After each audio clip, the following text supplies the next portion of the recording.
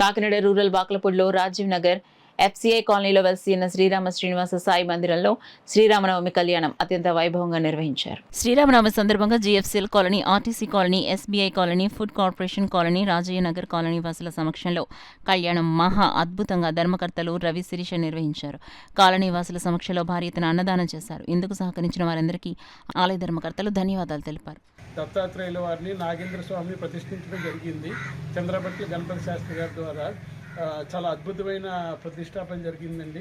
అప్పటి నుంచి ఇప్పటి వరకు 26 సంవత్సరాలు మేము కళ్యాణం చేస్తున్నాం. వెంకటేశ్వరం కళ్యాణం, అలాగే శ్రీరామనవమికి రాముల వారి కళ్యాణం, అలాగే షిరిడి సాయిబాబా పూజలు, అలాగే మన పరమేశ్వరుడికి, లలితాదేవికి దసరా ఉత్సవాలు అన్నీ చేస్తున్నాం. ఈ పర్వదినాల సందర్భంగా ఈరోజు సీతారాముల వారి కళ్యాణం మేము చేయటం జరిగింది. ఒక 1500 మంది భక్తులు అన్నదానానికి వచ్చారు. అలాగే కళ్యాణాన్ని కూడా తిలకించారు.